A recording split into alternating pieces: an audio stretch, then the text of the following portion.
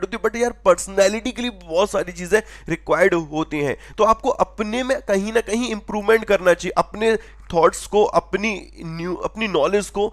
Thoughts मैं हमेशा कहता हूँ कि थॉट्स जितने स्ट्रांग होंगे ना, आपका व्यक्तित्व, आपकी पर्सनैलिटी, आपका बिहेवियर उतना ही बेहतर होगा। अब थॉट्स कैसे इंप्रूव होते हैं? थॉट्स यार ऐसा इंप्रूव नहीं होते। थॉट्स कहीं ना कहीं अच्छी अच्छी जो पर्सनैलिटी होती है, अच्छे अच्छे जो लोग होते हैं, उनको फॉलो करने से, या तो यार यूं कह सकते हैं कि किसी बुक को पढ़ने से, जो अच्छी अच्छी बुक्स हैं उनको पढ़ने से। तो कोशिश किया करिए इन चीज़ों को फॉलो करने की, या तो अच्छी बुक्स आप रीड कर पाएं। अगर आपके पास वक्त है, कोशिश किए यार महीने में एक बुक तो कम से कम आप लोग रीड कर लें। मैं नहीं कहता कि भाई आराम से एक हफ्ते में एक बुक रीड करें, आराम से एक हिंदी में करिए, इंग्लिश में करिए, जैसे करना है वैसे करिए, बट किसी ना किसी के विचारों को फॉलो किया करिए। देखिए कि वो व्यक्ति जो कि कहीं ना कहीं हो सकता है कि भाई आप किसी एक व्यक्ति को फॉलो कर रहे हो, भाई विश्वनाथन आनंद को कर रहे हो, सचिन तेंदुलकर को कर रहे हो, विराट कोहली को कर रहे हो। हर किसी की लाइफ में कोई ना कोई स्ट्रगलिंग फेज होता है जो कि सभी के में मोस्ट कॉमन रहता है। तो प्लीज प्लीज प्लीज कोशिश करिए कि कहीं ना कहीं इन चीजों को फॉलो करने की, डेफिनेटली देखिए कि रिजल्ट आपको बहुत पॉजिटिव मिलेगा।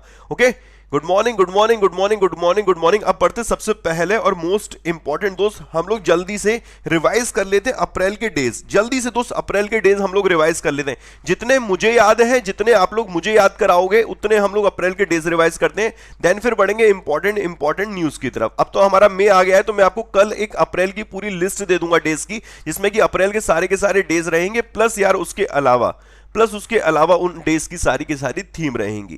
ठीक है, तो अप्रैल के सारे डेज में आते हैं। सबसे पहले बढ़ते हैं दोस्त, 1 अप्रैल को कौन सा डे आता है? सर 1 अप्रैल को आता है उत्कल दिवस। 1 अप्रैल को आता है उत्कल दिवस, या यूं कहें उड़ीसा डे। भाई गौर फरमाइएगा, 1 अप्रैल को आता है उत्कल दिवस या उड़ीसा डे। 2 अप्रैल को कौन सा डे आता है? 2 अप्रैल को आता है sir world autism awareness day. World autism awareness day. Guys please note करने के चक्कर में मत रहिएगा, कल इसकी लिस्ट दे दूंगा मैं आपको।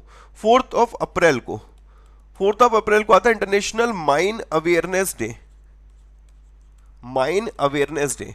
5 अप्रैल को आता है national maritime day. National maritime day and international corn science day. अंतर्राष्ट्रीय चेतना दिवस और नेशनल मैरीटाइम डे, ये आपका ऑब्जर्व किया जाता है 5 अप्रैल को। और नेशनल मैरीटाइम डे याद हो गया, तो फिर एक और इंपॉर्टेंट डे बनता है यहां पर, इंटरनेशनल मैरीटाइम डे। इंटरनेशनल मैरीटाइम डे सर ये कब आता है? सर ये आता है लास्ट थर्सडे ऑफ सितंबर। लास्ट थर्सडे ऑफ सितंबर इसे हम लोग ऑब्जर्व करते हैं। आई होप गाइज यहां तक क्लियर होगा। नेक्स्ट जरा देखिएगा, 6 अप्रैल को आता है international day of sports for development and peace. 7 अप्रैल को आता है world health day. World health day, ठीक है। फिर दोस्त जरा ध्यान से सुनिएगा, 7 अप्रैल को आता है वर्ल्ड हेल्थ डे। इसके बाद आता है यहां पर 10 अप्रैल को, 10 अप्रैल को आता है world homeopathy day. World homeopathy day ये आपका आता है 10 अप्रैल को। 11 अप्रैल को आता है national safe motherhood day. National safe motherhood day ये 11 अप्रैल को। दोस्त 12 अप्रैल को आता है, 12 अप्रैल को आशीष क्या आता है? International human space flight day. कहीं गलत हूं तो मुझे बता देना दोस्त, जहां तक याद है मैं सारे के सारे करेक्ट लिख रहा हूं, ठीक है। 6 अप्रैल का चल रहा है ना, ये सारे के सारे अप्रैल के चल रहे हैं दोस्त, अप्रैल के सारे करेक्ट है यहां पर। ओके बहुत बढ़िया। नेक्स्ट आते दोस्त, नेक्स्ट आते हम लोग 15 अप्रैल को वर्ल्ड आर्ट डे, ठीक है, world art day.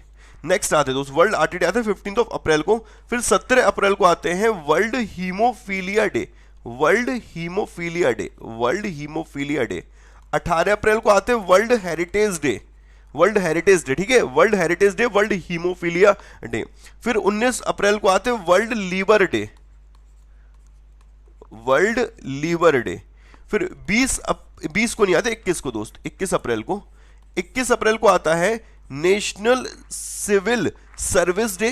National civil service day plus दोस्त नेशनल सिविल सर्विस डे एक डे और आता है यहां पर world creativity and innovation day.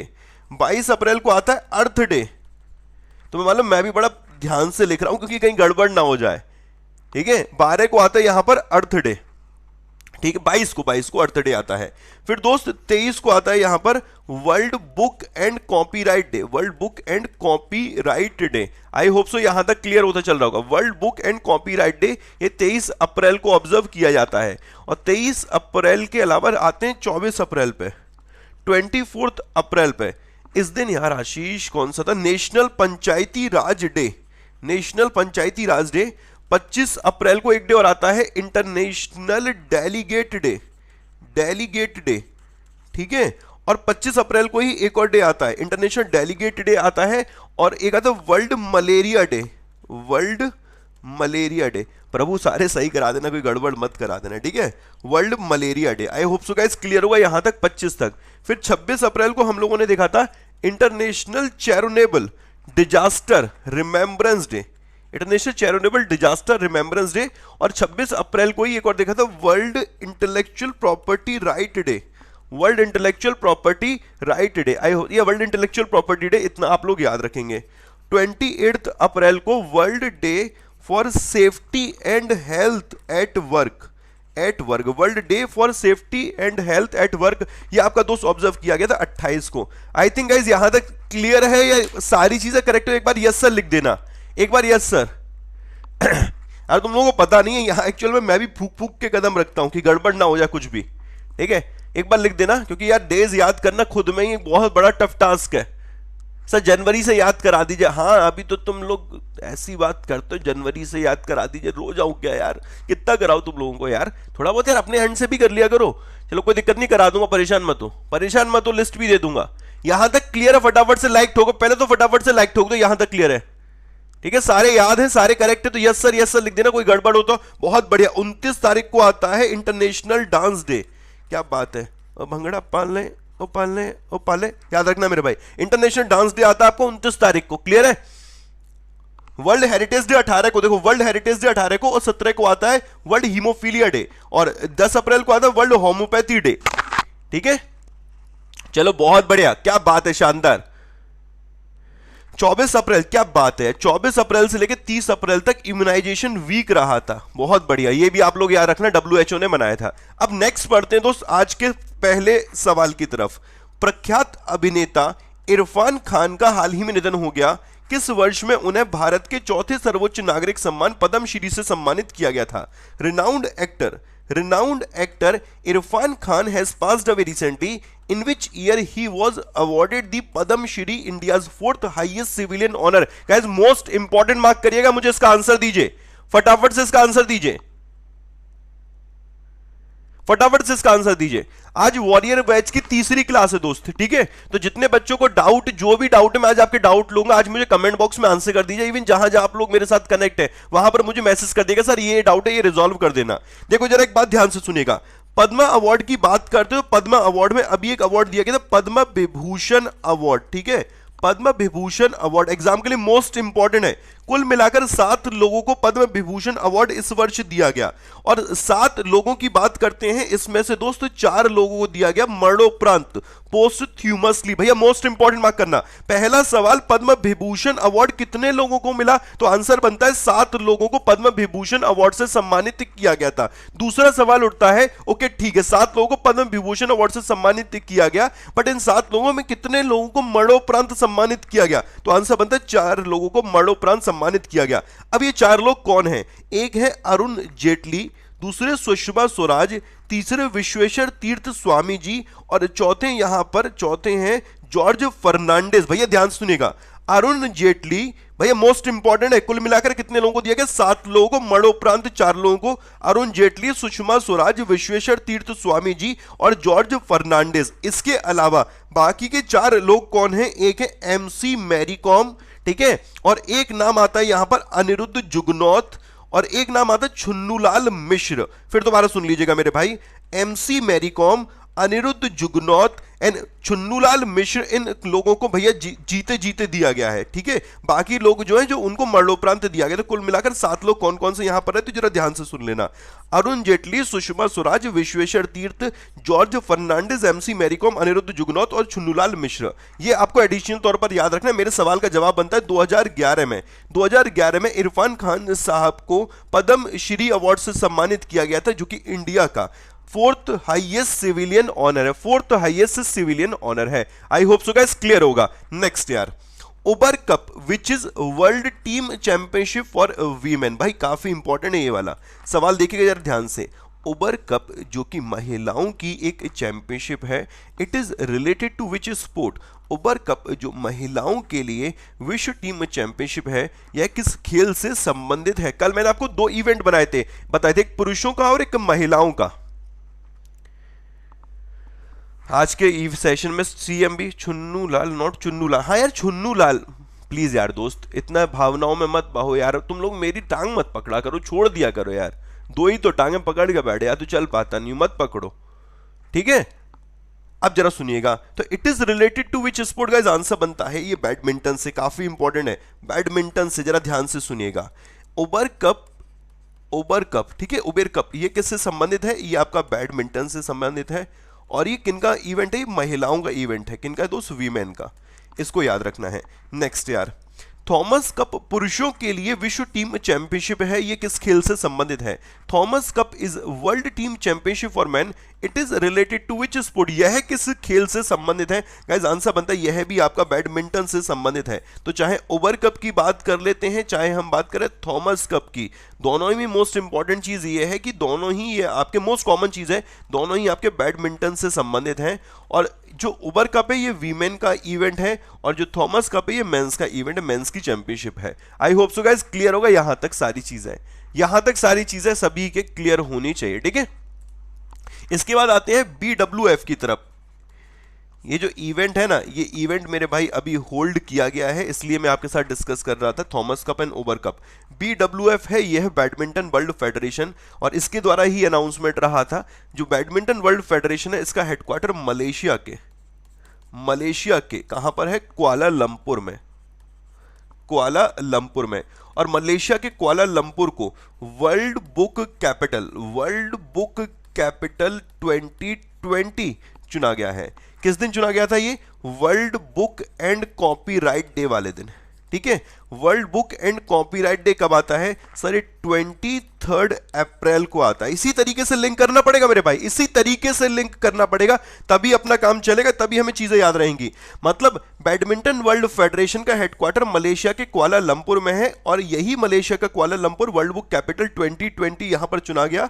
और world book capital 2020 world book and copyright day वाले दिन चुना गया था, जो कि 23 अप्रैल को ऑब्जर्व किया जाता है। आई होप यहां तक सारी चीजें सभी के बेहतर तरीके से क्लियर होंगे। अब लाइक ठोकते चलो दबाकर, ठीक है, दबाकर लाइक ठोकते चलना। अच्छा एक और सवाल पूछूं, भारत की मलेशिया के साथ एक एक्सरसाइज होती है, इस एक्सरसाइज का नाम क्या है, इस एक्सरसाइज का नाम क्या है सर, इस एक्सरसाइज का नाम है हरिमऊ शक्ति। भाई सही हूं ना मैं, हरिमऊ शक्ति। अब देखो कितना इंटरेस्टिंग फैक्ट लिख करूंगा, अगर सिर्फ शक्ति लिखा आता है तो ये भारत की फ्रांस के साथ एक्सरसाइज है।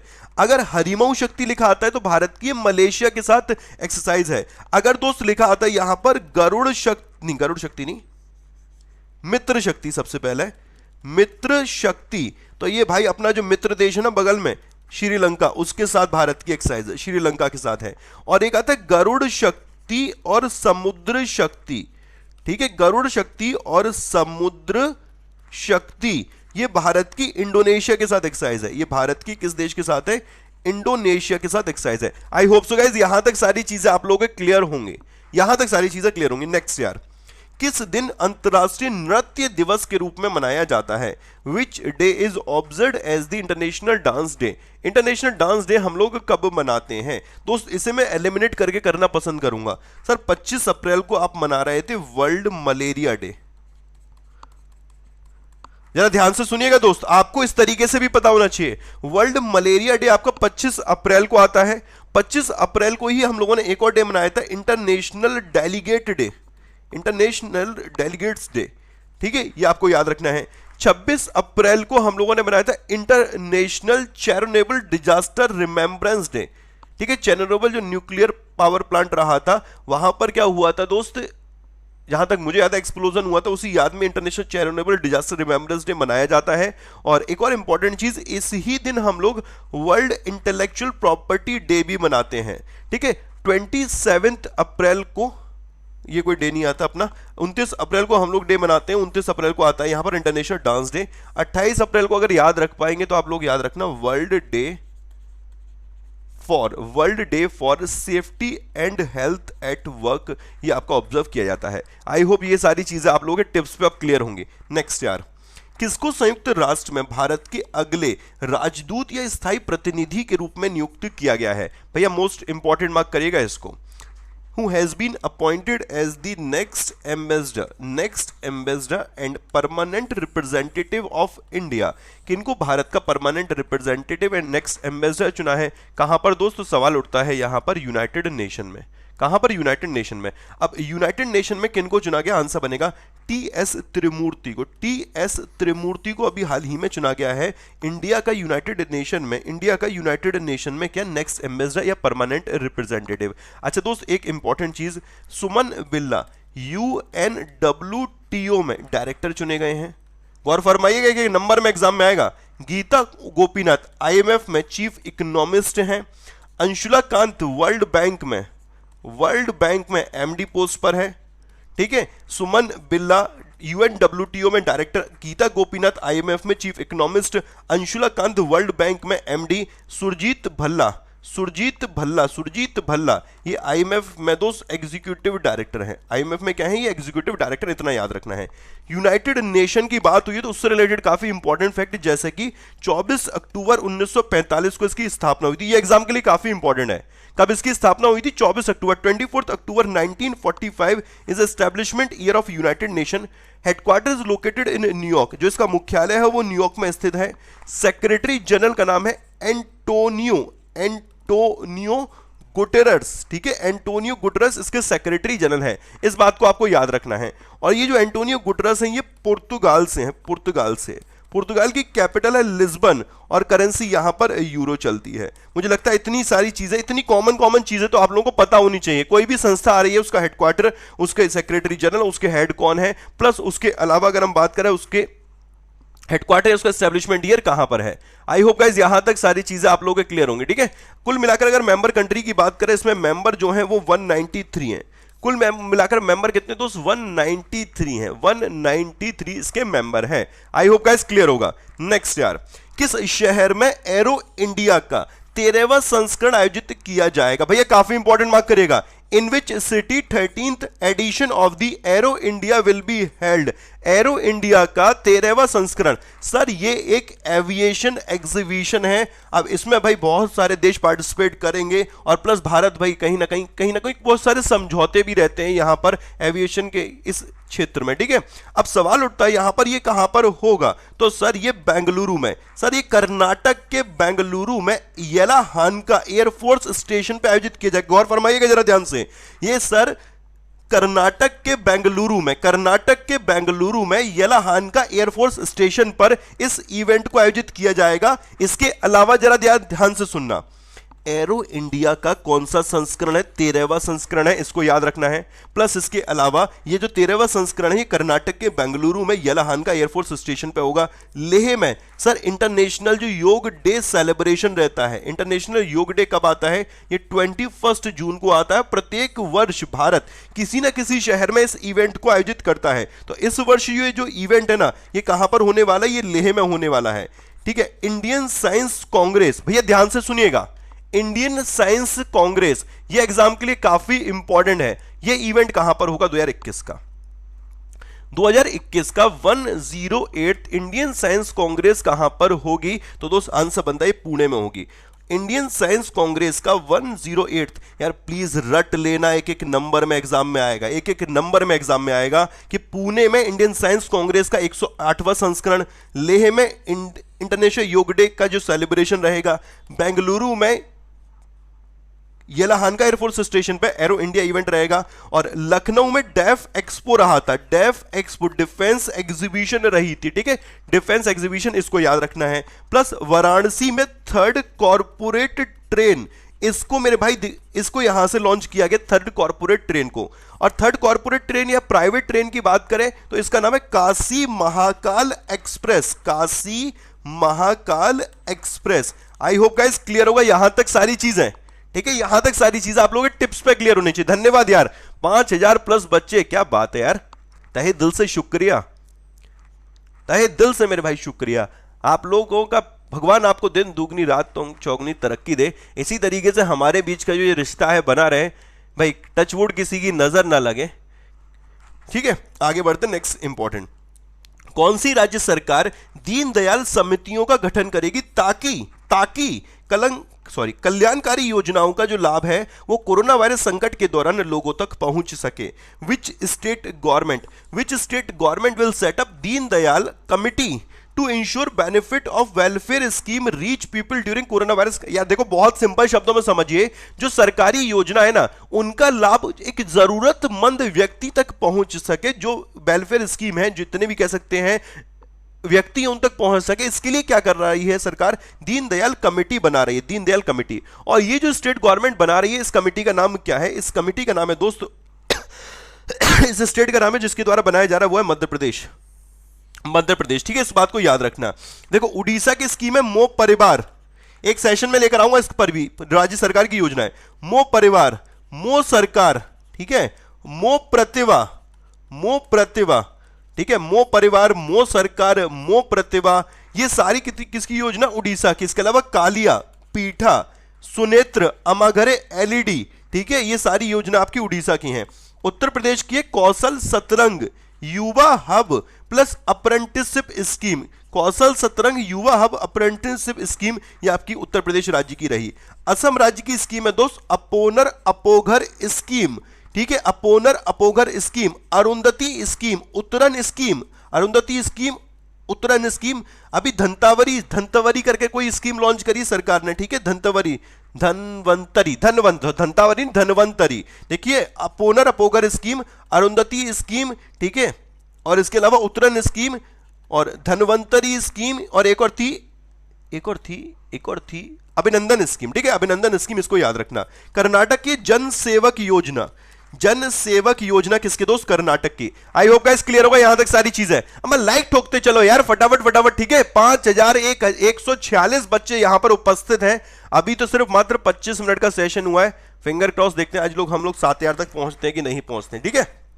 नेक्स्ट यार, किसने सतर्कता आयुक्त के रूप में शपथ ली है, who took oath as the vigilance commissioner. Guys जरा ध्यान सुनेगा, संजय कोठारी ये चीफ विजिलेंस कमिश्नर है, ठीक है,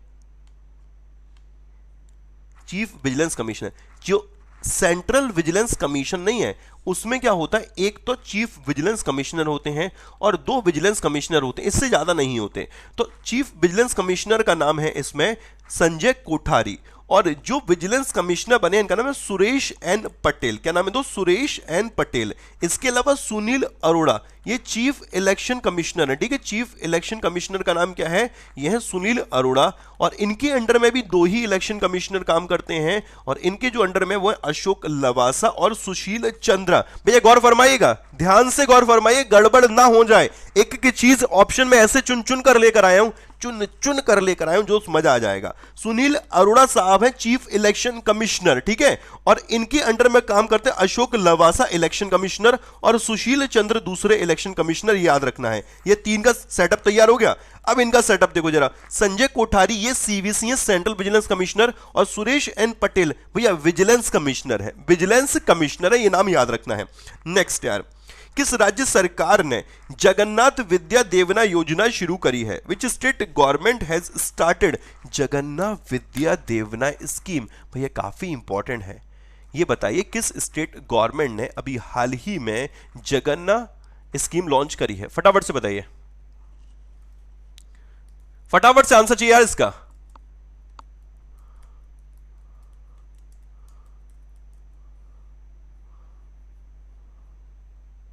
ओके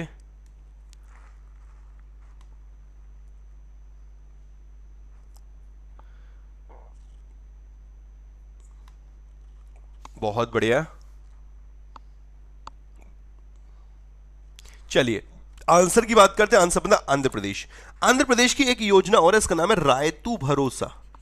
रायतू भरोसा, ठीक है। आप मुझे यार जम्मू कश्मीर की बता दीजिए, मैंने आपको कुछ दिन पहले ही जम्मू कश्मीर की पढ़ाई। रायतू भरोसा, अम्मा बोदी, अम्मा बोदी, ठीक है, वाहन मित्रा, नेस्तनम योजना, ठीक है, नेस्तनम योजना, ये सारी किसकी? आपकी आंध्र प्रदेश राज्य की, आंध्र प्रदेश राज्य की हैं। इसके अलावा तेलंगाना के रायतू बंधु, जो रायतू बंधु है ये तेलंगाना की है, तेलंगाना की है। गुजरात के वहाली दीकरी योजना, वहाली दीकरी योजना, ये आपकी कहां की? गुजरात की। प्लस इसके अलावा एमिशन ट्रेडिंग स्कीम, ये भी आपकी गुजरात की। गाइस प्लीज यार जम्मू कश्मीर की बता दीजिए आप मेरे को। सर सारी लिस्ट दे दो ना, साथ में दे दूंगा यार, प्लीज आप जरा पढ़ लो चुपचाप से, ठीक है। जम्मू कश्मीर की योजना बता दीजिए मेरे को फटाफट से। और महाराष्ट्र की शिव भोजन योजना, शिव भोजन योजना महाराष्ट्र की, ठीक है, इसको याद रखना है। शिव भोजन योजना किसकी? महाराष्ट्र की। जम्मू की स्टूडेंट हेल्थ कार्ड स्कीम, बहुत बढ़िया। जम्मू की आगे student health card scheme, health card scheme, बहुत बढ़िया मेरे भाई। अच्छा एक चीज और याद रखना, 2020 को, ठीक है, ईयर ऑफ आर्टिफिशियल इंटेलिजेंस कौन बना रहा है? तेलंगाना। तेलंगाना 2020 जो वर्ष है इसको ईयर ऑफ आर्टिफिशियल इंटेलिजेंस बना रहा है।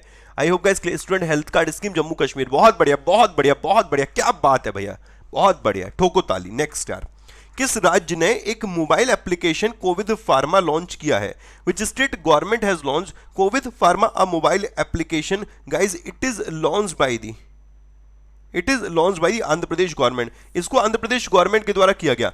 आंध्र प्रदेश के जो मुख्यमंत्री, इनका नाम है ओके, जगमोहन रेड्डी साहब इसके मुख्यमंत्री। गवर्नर का नाम है विश्वभूषण हरिचंदन। मिजोरम के मुख्यमंत्री जोरमथंगा, और यहाँ के जो governor PS Sreedharan Pillai, PS Sreedharan Pillai यहाँ के गवर्नर हैं। इसके अलावा 3 और स्टेट हैं। अच्छा एक चीज और मैं आपको बता देता हूँ, कल जो मैंने किया था, आप लोगों को शायद सेशन मिस कर दिया होगा, मैंने आप लोगों के लिए नेशनल पार्क पर 3 वीडियो बना चुका हूं।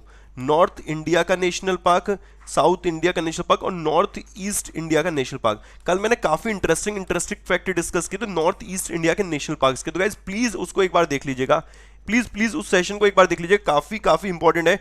मैं इसी वीडियो के नीचे लिंक लगा दूंगा 15 मिनट के अंदर, तो आप पूरा वहां से देख सकते हैं। कमेंट बॉक्स में लिंक लगेगा, वो कमेंट बॉक्स में लिंक लगेगा, ठीक है। अब देखो त्रिपुरा रिलेटेड याद रखना है, इसके सीएम का नाम है बिप्लब कुमार देव। त्रिपुरा के सीएम का नाम क्या है? बिप्लब कुमार देव। त्रिपुरा की कैपिटल क्या है सर? त्रिपुरा की कैपिटल है अगरतला। अगरतला त्रिपुरा की कैपिटल है। और गवर्नर का नाम है रमेश बैस, रमेश बैस। नेक्स्ट आता है दोस्त मणिपुर के, मणिपुर, मेघालय। आप लोग बताइए, आप लोग मेघालय का आंसर दीजिए। मणिपुर के मुख्यमंत्री का नाम क्या है? मणिपुर के गवर्नर का नाम क्या है? तो मणिपुर की कैपिटल है इंफाल, इंफाल। और यहाँ के जो मुख्यमंत्री हैं, मुख्यमंत्री का नाम क्या था? N Biren Singh, N Biren Singh. और दोस्त जो गवर्नर है इनका नाम है Najma A Heptulla, Najma A Heptulla. I hope so guys यहां तक सारी चीजें आप लोगों के क्लियर होंगी। नेक्स्ट जरा, किसको आवास, आखिरी सवाल है अपना, किसको आवास और शहरी विकास निगम के अध्यक्ष और प्रबंध निदेशक के रूप में नियुक्त किया गया है? Who has been appointed as the chairman and managing director of the housing and urban development corporation. भैया housing and urban development corporation के अभी चेयरमैन के रूप में किनकी, या डायरेक्टर के रूप में, या यूं कहे सीएमडी के रूप में नियुक्ति किसकी हुई है?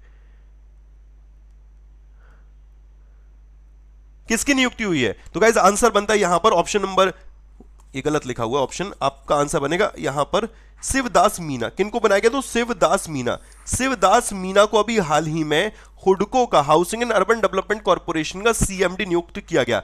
जो ये अजय कुमार नहीं है दोस्त, जरा ध्यान से सुनिएगा, काफी इंपॉर्टेंट है इनका नाम, अजय कुमार। सर ये डिफेंस सेक्रेटरी हैं, डिफेंस सेक्रेटरी मतलब रक्षा सचिव हैं। सर हर्ष वर्धन श्रृंगला, सर ये फॉरेन सेक्रेटरी मतलब कि विदेश सचिव है, foreign secretary.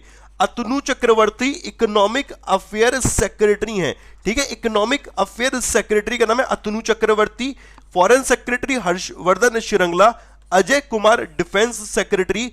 TV Somanathan expenditure secretary व्यय सचिव, व्यय सचिव टीवी सोमनाथन। आर्थिक मामलों के सचिव अतनु चक्रवर्ती। विदेश सचिव हर्षवर्धन श्रृंगला। और अजय कुमार को रक्षा सचिव चुना गया है। आई होप सो गाइस सारी चीजें यहां तक अपने क्लियर होंगी बेहतर तरीके से, ठीक है। अब बढ़ते नेक्स्ट इंपॉर्टेंट, यार आप लोगों के लिए अभी मैं एक चीज बताऊंगा, मंथ एंड सुपर सेल अभी भी चल रही है।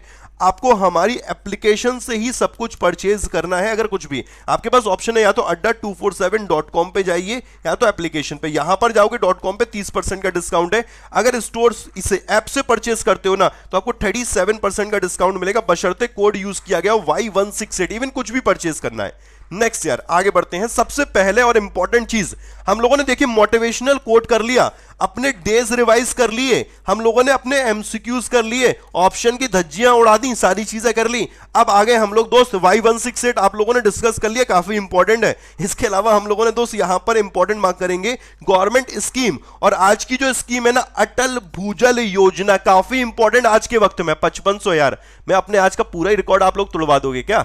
धन्यवाद दोस्त यार, धन्यवाद धन्यवाद धन्यवाद। 5500 क्या बात है, धन्यवाद यार।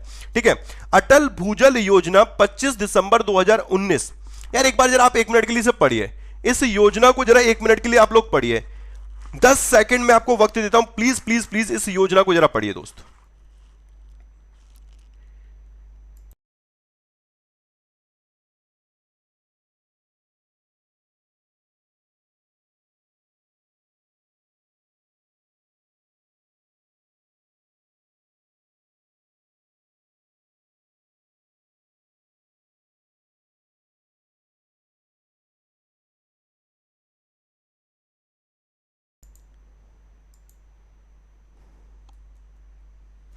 अब जरा इस योजना को जरा हम लोग एक बार देखते हैं। सबसे पहला पॉइंट, अटल भूजल योजना ये है किस चीज के लिए? जरा ध्यान से सुनिएगा दोस्त। अटल भूजल योजना ये है, इसका पर्पस क्या अटल भूजल योजना का, वो जरा ध्यान से सुनना। आप लोगों को पता है जो ग्राउंड वाटर, जब आप लोग समरसेबल लगवाते हैं तो 100 मीटर पे पानी है, 200 फीट पे पानी, 300 फीट पे पानी है, तो जो वाटर लेवल है ना वो धीरे धीरे धीरे धीरे गिरता चला जा रहा है। तो वाटर लेवल गिरे नहीं, वाटर लेवल गिरे नहीं, इसके लिए सरकार ने को उपाय करने की जरूरत है। मतलब कुछ ना कुछ मेजर्स लेने की जरूरत है, कुछ ना कुछ प्लानिंग करने की जरूरत है। तो इस प्लानिंग में सरकार ने क्या किया है, एक योजना लॉन्च करी है, इसका नाम है अटल भूजल योजना। इसको आप इन शॉर्ट बोलते हैं अटल जल योजना। अटल भूजल योजना या अटल जल योजना ऑन 25 दिसंबर 2019, 25 दिसंबर 2019 को former prime minister Atal Bihari Vajpayee ji के जन्मदिन की बात हो रही है। ये यहां तक मुझे याद है 95th ये एनिवर्सरी थी उनके बर्थडे की, और प्राइम मिनिस्टर नरेंद्र मोदी जी ने नई दिल्ली से अटल भूजल योजना को लॉन्च किया था। अटल भूजल योजना, ये जितना भी इसमें फंडिंग है वो पूरी की पूरी केंद्र सरकार कर रही है। राज्य को इसमें कुछ भी चंद 1 रुपया खर्च करने की जरूरत नहीं है। जो भी सरकार पैसा दे रही है वो ग्रांट के तौर पर दे रही है, वो रिफंडेबल नेचर का नहीं है। Atal Bhujal Yojana is central sector scheme of ministry of Jal Shakti to improve the ground water management. इस योजना का पर्पस क्या है, ग्राउंड वाटर जो मैनेजमेंट है ना उसमें वृद्धि की जाए, उसमें सुधार किया जाए, उसके लिए ये योजना है जिसका नाम है अटल भूजल योजना। ठीक है, जल शक्ति मिनिस्ट्री गजेंद्र सिंह शेखावत, जोधपुर इनका निर्वाचन क्षेत्र। तीसरा पॉइंट है, इस योजना के लिए जो कुल खर्चा रखा गया वो 6000 करोड़ रुपए। गौर फरमाएगा दोस्त, इस योजना के लिए जो कुल खर्चा रखा गया वो 6000 करोड़ का। सबसे पहले अटल भूजल योजना या अटल जल योजना, पॉइंट नंबर 2, इसका पर्पस क्या है, ग्राउंड वाटर को मैनेज करने का इसका पर्पस है। तीसरा, इसे किन्होंने लॉन्च किया, नरेंद्र मोदी जी ने लॉन्च किया था। कहां से किया था, नई दिल्ली से किया था। किस डेट पर किया था, 25 दिसंबर 2019 को किया था। ओके, कितना इसके लिए खर्चा किया जाएगा, तो 6000 करोड़ रुपए का इसके लिए खर्चा किया जाएगा। 5 सालों में इस योजना को इंप्लीमेंट कराना है। 5 सालों के लिए 6000 करोड़ रुपए खर्च किए जाएंगे, और ये 5 साल कब से स्टार्ट होते हैं, 2020-21 से लेकर 2024-25 तक इस योजना पर काम किया जाएगा। इस योजना के अंतर्गत जो 50% का ऋण है, मतलब 3000 करोड़ रुपए विश्व बैंक देगा, और विश्व बैंक को केंद्र सरकार ही ये पैसा रिफंड करेगी, और बाकी का जो 50% इसमें पैसा रहेगा वो बजट के माध्यम से यहां पर दिया जाएगा। आई होप गाइस यहां तक क्लियर होगा सभी के। आई होप यहां तक सारी चीजें सभी के क्लियर होंगी। एग्जाम के लिए काफी इंपॉर्टेंट है। 6000 करोड़ रुपए, 6000 करोड़ रुपए में से 50% दे कौन रहा, IMF, ADB, European central bank, या NDB, न्यू डेवलपमेंट बैंक, या AIIB, Asia infrastructure investment bank. तो ये विश्व बैंक के द्वारा दिया जा रहा है। लास्ट वाला पॉइंट इंपॉर्टेंट है, शुरुआत में इसमें 7 राज्यों को चुना गया है। कौन कौन से वो राज्य हैं प्रायोरिटी बेसिस पे, एक है गुजरात, दूसरा है हरियाणा, तीसरा है कर्नाटका, चौथा मध्य प्रदेश, पांचवा महाराष्ट्र, छठा उत्तर प्रदेश और सातवां राजस्थान। ये पायलट बेसिस पे हम लोग कह सकते हैं, ये प्रायोरिटी बेसिस पे हम लोगों ने इन 7 स्टेट को चुना है। गाइस क्लियर है? एक बार हिंदी में और देख लीजिए, 25 दिसंबर 2019 को प्रधान, यार 2 से 3 क्वेश्चन एग्जाम में आएंगे, यूं मत कहिएगा आगे बढ़िए, 2 से 3 क्वेश्चन एग्जाम में आएंगे यहां से, और इसको याद कराकर ही रहूंगा। डेट भी पूछता है कि कब कौन सी योजना लॉन्च की गई। तो 25 दिसंबर 2019 को प्रधानमंत्री नरेंद्र मोदी जी ने नई दिल्ली से अटल भूजल योजना का शुभारंभ किया। अटल भूजल योजना एक भूजल प्रबंधन में सुधार के लिए लॉन्च की गई एक योजना है। इस योजना का कुल परिव्यय 6000 करोड़ रुपए का है। इसे 5 वर्षों में लागू किया जाना है। इसकी अवधि 5 वर्षों की है, 2020-21 से 2024-25 तक। 50% जो ऋण है वो विश्व बैंक देगा और 50% बजट के माध्यम से यहां पर केंद्रीय सहायता दी जाएगी। शुरुआत में 5 राज्यों में से प्राथमिकता के आधार पर यहां पर इसे लागू किया जाएगा: गुजरात, हरियाणा, कर्नाटक, मध्य प्रदेश, महाराष्ट्र, राजस्थान और Uttar Pradesh. I hope so clear होगा।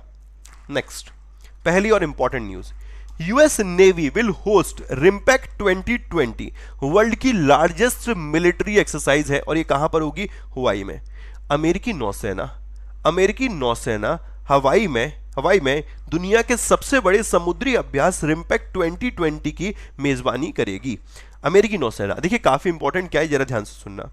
रिम्पैक्ट 2020 ये जो एक एक्सरसाइज है, ये एक मैरीटाइम एक्सरसाइज है, पॉइंट नंबर 1। पॉइंट नंबर 2, कौन सा देश इसे होस्ट कर रहा है? आंसर बनता है यूनाइटेड स्टेट, मतलब यूएस की नेवी इसको आयोजित करेगी। पॉइंट नंबर 3, कहां पर ये रहेगा? तो ये हवाई में रहेगा। ये हवाई में, क्योंकि इस टाइम भाई दिमाग में चल रहा है कि यूएस सबसे ज्यादा प्रभावित देश है, सबसे ज्यादा कह सकते हैं कि सफर कर रहा है कोरोना वायरस के चलते। तो यूएस ने फिर भी कहा है कि जो यूएस नेवी है वो हवाई में रिम्पैक्ट 2020 जो एक लार्जेस्ट मैरीटाइम एक्सरसाइज है उसको होस्ट करेगी। ठीक है, इसके अलावा अभी ऑस्ट्रेलिया ने एक एक्सरसाइज को कैंसिल कर दिया है, उसका नाम है पिच ब्लैक। इसको याद रखना, पिच ब्लैक अभी ऑस्ट्रेलिया के द्वारा, यार याद है ना आप लोगों को, पिच ब्लैक जो है वो ऑस्ट्रेलिया के द्वारा कैंसिल की गई है। यार याद है कि नहीं है? ये क्लियर होना चाहिए। पिच ब्लैक ऑस्ट्रेलिया के द्वारा कैंसिल की गई एक एक्सरसाइज है। नेक्स्ट यार, यूएस के साथ भारत की कितनी एक्सरसाइज होती है? युद्ध अभ्यास यूएस के और इंडिया के बीच में, याद रखना। मैं लिख इसलिए नहीं रहा क्योंकि दोस्त यार बीच बीच में बफर हो जाएगा, इसलिए मेरे शब्दों पर गौर फरमाइएगा। युद्ध अभ्यास, वज्र प्रहार, कोप इंडिया और टाइगर ट्रंप, ये 4 एक्सरसाइज है यूएस के साथ। युद्ध Abhyas, Vajra Prahar, Cope India, Tiger Triumph plus Malabar. Malabar में जापान और पार्टिसिपेट करता है। नेक्स्ट यार, मिनिस्ट्री ऑफ कोल मतलब कोयला मंत्रालय ने केंद्र सरकार द्वारा जो आवंटित कोयला खान है उनके शीघ्र परिचालन की सुविधा के लिए एक प्रोजेक्ट मॉनिटरिंग यूनिट शुरू करी है। गौर फरमाइएगा, एग्जाम का क्वेश्चन पहले बन चुका है इस तरीके से, project monitoring unit. Ministry of coal ने अभी हाल ही में एक प्रोजेक्ट मॉनिटरिंग यूनिट को लॉन्च किया है। गाइस गौर फरमाइएगा, मिनिस्ट्री ऑफ कोल ने प्रोजेक्ट मॉनिटरिंग यूनिट को लॉन्च किया है for facilitation of early operationalisation of the coal mines allotted by central government. जो केंद्र सरकार ने जितनी भी कोल माइंस को अलॉट किया है उनके परिचालन के लिए, उनके ऑपरेशनलाइजेशन के लिए अभी क्या किया गया? एक प्रोजेक्ट मॉनिटरिंग यूनिट को लॉन्च किया गया है। किनके द्वारा? आंसर बनता है कोल मिनिस्ट्री के द्वारा। अब जरा गौर फरमाइएगा भैया, मंत्रालय कौन देख रहा है? ये वाला कोल मंत्रालय, कोयला मंत्रालय किनके पास है भाई? फटाफट से बताइए, कोयल मंत्रालय किसके पास है? कोयला मंत्रालय किसके पास है यार? कोयला मंत्रालय सर, देखिए जिनके पास कोयल है उन्हीं के पास माइंस भी है। कोयल माइंस, जरा ध्यान सुनिएगा, कोयल माइंस प्लस दोस्त एक और है यहां पर पार्लियामेंट्री अफेयर मिनिस्ट्री। ये तीनों ही मंत्रालय एक ही व्यक्ति देख रहा है। Coal mine parliamentary affair ministry, इनका नाम है प्रमोद। अब प्रमोद कौन? प्रमोद दोस्त, ठीक है, प्रमोद तो नहीं यार, कोई और नाम है यार, कोई और नाम। प्रहलाद, हाँ प्रहलाद। अब प्रहलाद 2 हैं, एक जोशी साहब हैं और प्रहलाद पटेल साहब हैं। पटेल साहब जो है कल्चर मिनिस्ट्री और टूरिज्म मिनिस्ट्री देख रहे हैं, और प्रहलाद जोशी साहब कोल माइन और पार्लियामेंट्री अफेयर मिनिस्ट्री देख रहे हैं। भैया गौर फरमाइएगा, कोल माइंस और पार्लियामेंट्री अफेयर मिनिस्ट्री किसके पास है? प्रहलाद जोशी साहब के पास। और जो इनका निर्वाचन क्षेत्र बनता है वो बनता है धरवाद कर्नाटका इनका निर्वाचन क्षेत्र बनता है। गाइज आई होप क्लियर होगा। फिर दोबारा सुनिए, कोयला माइंस और parliamentary affair ministry Prahlad Joshi साहब के पास है। धरवाद कर्नाटक निर्वाचन क्षेत्र है। प्रहलाद सिंह पटेल साहब की बात करें, इनके पास कल्चर मिनिस्ट्री, टूरिज्म मिनिस्ट्री है। और दमोह मध्य प्रदेश इनका निर्वाचन क्षेत्र है। दमोह मध्य प्रदेश, क्लियर होना चाहिए। नेक्स्ट यार, Sania nominated for the Fed cup heart award. अब ये है क्या है, जरा ध्यान से सुनिएगा। जो टेनिस फेडरेशन ने क्या किया है कि टेनिस फेडरेशन भाई रेगुलर बेसिस पे ऐसा करते रहते हैं कि जो व्यक्ति टेनिस के क्षेत्र में कंट्रीब्यूशन करता रहता है जो अपने स्पोर्ट्स के माध्यम से, उनको ये अवार्ड देते हैं। तो इस वर्ष जो अवार्ड दिया जा रहा है फेड कप हर्ट अवार्ड, उसके लिए नॉमिनेट किया गया, दिया नहीं जा रहा, नॉमिनेट किया गया सानिया मिर्जा को। सानिया मिर्जा को ध्यान सुनिएगा, ये किसने किया है? ITF ने, इंटरनेशनल टेनिस फेडरेशन ने। इंटरनेशनल टेनिस फेडरेशन का मुख्यालय यूके के लंदन में है, इस बात को और याद रखना है, ठीक है। पहले तो मैं न्यूज समझा देता हूं, उसके बाद इस वाले लंदन पे आऊंगा मैं।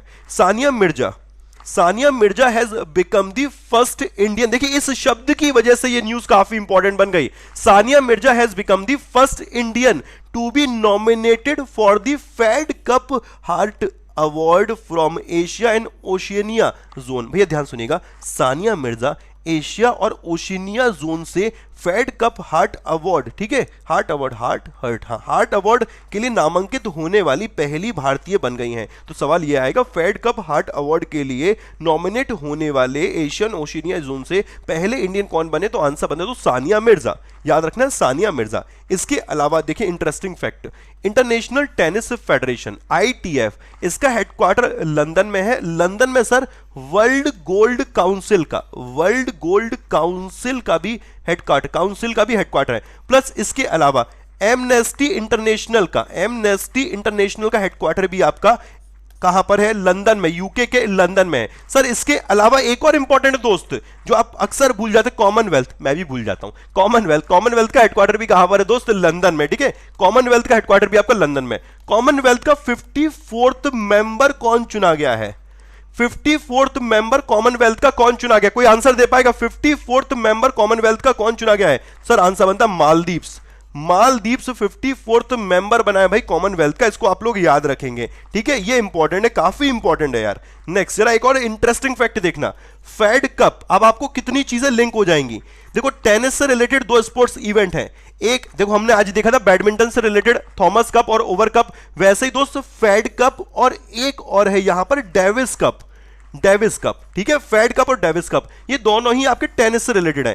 डेविस कप ये मेंस टेनिस से रिलेटेड है और जो फेड कप है ये वुमेन्स टेनिस से रिलेटेड है। इस बात पे गौर फरमाइएगा दोस्त, जो मेंस टेनिस से रिलेटेड है ये आपका डेविस कप है और फेड कप है ये आपका वुमेन्स टेनिस से रिलेटेड है। एग्जाम में काफी इंपॉर्टेंट बनने जा रहा है। और यहां पर याद रखना जो डेविस कप है ये किसने जीता है और फेड कप किसने जीता?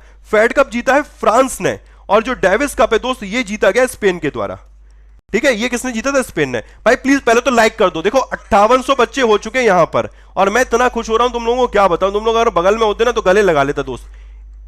मतलब इतना खुशी मिल रही है यहां पर, इतना मजा आ रहा है। मतलब 5800 बच्चे लाइव देख रहे हैं, लेट्स सी कि भाई 6000 होता है कि नहीं होता, बट फिर भी हम लोग भाई अपना बेहतर कंटेंट फोकस रहेंगे। तुम लोग लाइक ठोकते चलो, 5800 प्लस लाइक चल रहे हैं, मतलब लाइव चल रहे हैं। लाइक कम से कम यार 5000 के आसपास तो कर दो, आज एक हिस्ट्री बन जाएगी। Next, veteran actor Rishi Kapoor has passed away recently, he was 67।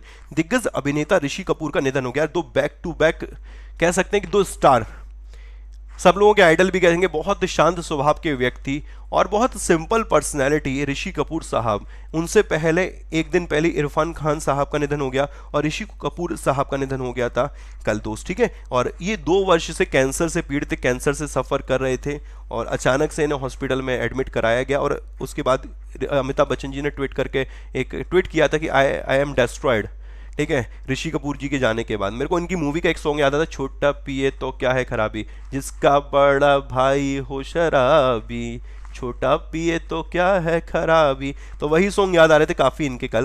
तो बड़ी दुखद न्यूज़ है, ऋषि कपूर साहब जिनका निधन हुआ वह एक वेटरन एक्टर थे।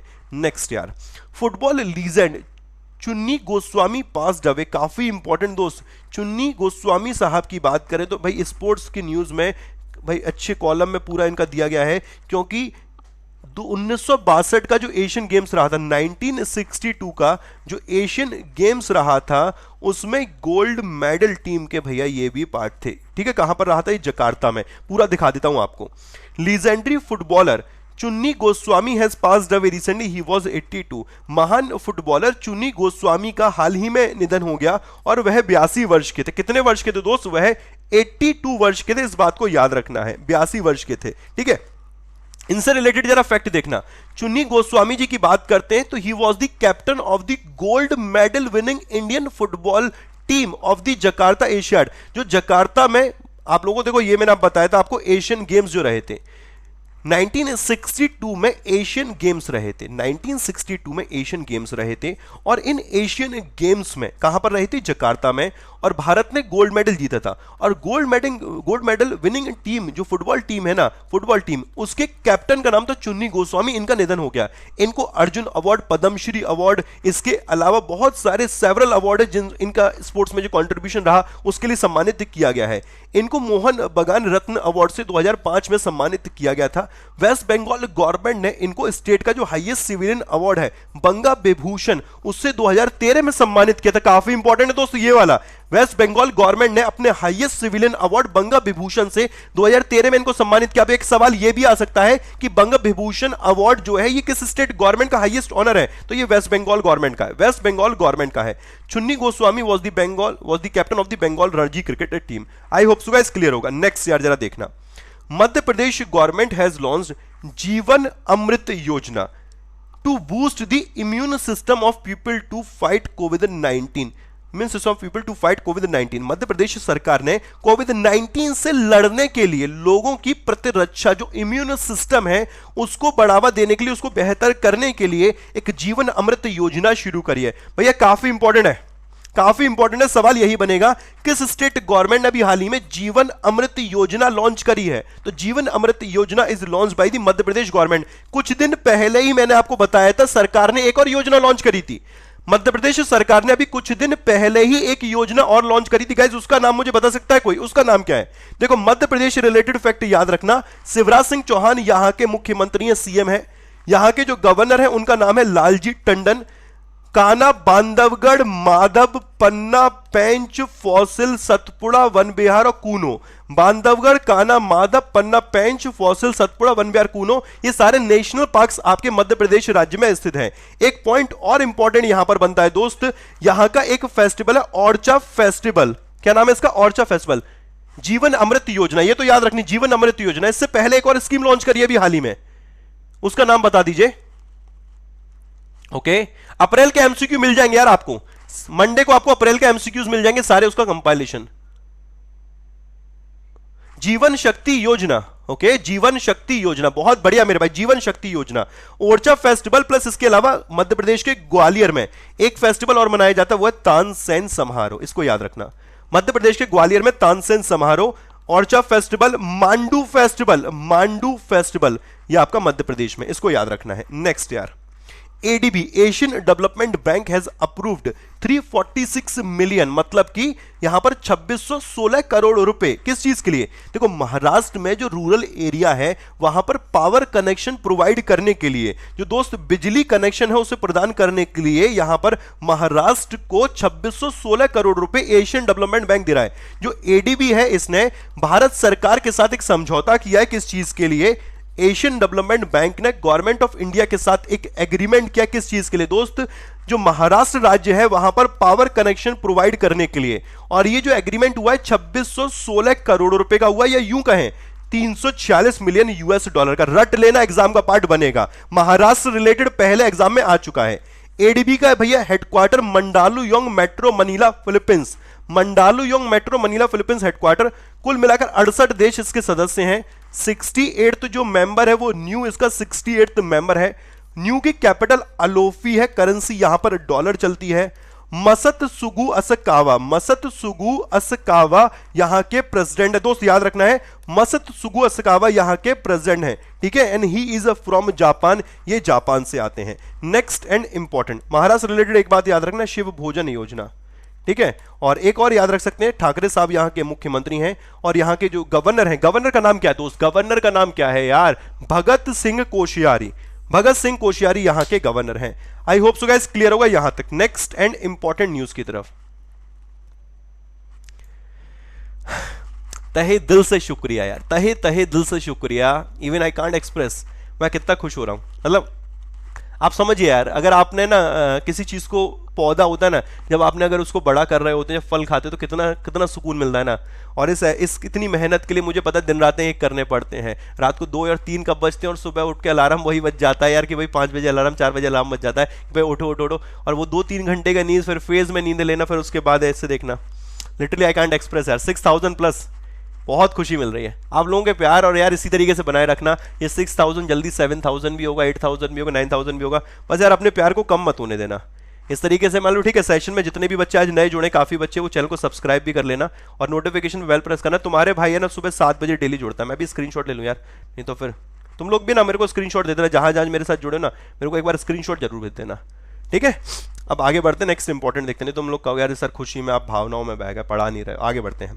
Farmer finance secretary Rajiv Kumar को पब्लिक एंटरप्राइज सिलेक्शन बोर्ड का भैया चेयरपर्सन नियुक्त किया। पब्लिक एंटरप्राइज सिलेक्शन बोर्ड है क्या है? केंद्र सरकार को जो नियुक्ति होती है उनमें ये सलाहकार के रूप में कार्य करता है पब्लिक एंटरप्राइज सिलेक्शन बोर्ड, और इसमें 3 साल के लिए राजीव कुमार जो कि पूर्व वित्त सचिव है उनको नियुक्त किया गया। पूर्व वित्त सचिव राजीव कुमार को 3 साल की अवधि के लिए सार्वजनिक उद्यम चयन बोर्ड के अध्यक्ष के रूप में नियुक्त किया गया है। अच्छा एक चीज और याद रखना, अभी वर्तमान में फाइनेंस सेक्रेटरी कौन है? अभी वर्तमान में जो फाइनेंस सेक्रेटरी उनका नाम है अजय भूषण पांडे। अजय भूषण पांडे, इतना क्लियर होना चाहिए। नेक्स्ट यार, domestic rating agency CRISIL. CRISIL ने पहले इंडिया की जो जीडीपी ग्रोथ रेट थी वो कितनी फोरकास्ट करी थी? याद होना चाहिए आपको। जो क्रिसिल है उसने पहले इंडिया की जीडीपी ग्रोथ रेट 3.5% फोरकास्ट करी थी, इसे रिड्यूस करके वो 1.8% पे ले आए हैं। घरेलू रेटिंग एजेंसी क्रिसिल ने भारत की आर्थिक विकास दर के अनुमान को घटाकर 1.8% कर दिया है, जो कि 2020-21 के लिए पहले 3.5% था। Domestic rating agency CRISIL cut its projection for India's economic growth rate to 1.8% from 3.5%। Guys याद रखना है, क्रिसिल ने 2020-21 के लिए, कल मैं आपको इसकी अपडेटेड पूरी लिस्ट दे दूंगा, 1.8% प्रोजेक्शन किया इंडिया की जीडीपी का। नेक्स्ट यार, ठीक है, इतना क्लियर है सभी के? नेक्स्ट यार, Ramayan has created world record of highest viewed entertainment programme globally. Ramayan ने विश्व स्तर पर सबसे ज्यादा देखे जाने वाले मनोरंजन कार्यक्रम का विश्व रिकॉर्ड बनाया है। 77 मिलियन हो गया था ऑन 16 अप्रैल 2020 को। तो रामायण ने एक वर्ल्ड रिकॉर्ड बना दिया, किस चीज के लिए? हाईएस्ट व्यूड एंटरटेनमेंट प्रोग्राम बनाए ग्लोबली। नेक्स्ट यार, पीएनबी हाउसिंग फाइनेंस ने अभी नीरज व्यास को अपना इंटरिम सीएमडी नियुक्त किया है। इसका हेडक्वार्टर न्यू दिल्ली में है, इस पीएनबी हाउसिंग फाइनेंस का, और पीएनबी हाउसिंग फाइनेंस ने नीरज व्यास को अपना सीएमडी, एक अभी भी टेम्परेरी, इंटरिम मतलब तो टेम्परेरी सीएमडी नियुक्त किया है। इस बात को याद रखना है दोस्त, ठीक है। नेक्स्ट यार, आज जो संस्था है वो है ILO, इंटरनेशनल लेबर ऑर्गेनाइजेशन। 29 अक्टूबर 1919 को इसकी स्थापना हुई। तो स्विट्जरलैंड के जिनेवा में इसका हेडक्वार्टर है। गाय राइडर डायरेक्टर जनरल जो कि यूके से आते 10वें नंबर के हैं। कुल मिलाकर इसमें मेंबर जो है वो 187 है। अंतर्राष्ट्रीय श्रम संगठन 29 अक्टूबर 1919 को इसकी स्थापना हुई। स्विट्जरलैंड के जिनेवा में मुख्यालय, गाय राइडर इसके हेड है, यूके से आते हैं और ये 10वें नंबर के हैं। किस नंबर के दोस्त? 10वें नंबर के सदस्य हैं इसमें 187। नेक्स्ट यार, दिल्ली की बात करते हैं। लेफ्टिनेंट गवर्नर का नाम है अनिल बैजल और सीएम है अरविंद केजरीवाल। गोवा की कैपिटल पणजी है। प्रमोद सावंत मुख्यमंत्री हैं, सत्यपाल मलिक यहाँ के गवर्नर हैं। गुजरात की कैपिटल गांधीनगर है। चीफ मिनिस्टर विजय रूपानी है। आचार्य देवव्रत यहाँ के गवर्नर हैं। हरियाणा की कैपिटल चंडीगढ़ है। मनोहर लाल खट्टर मुख्यमंत्री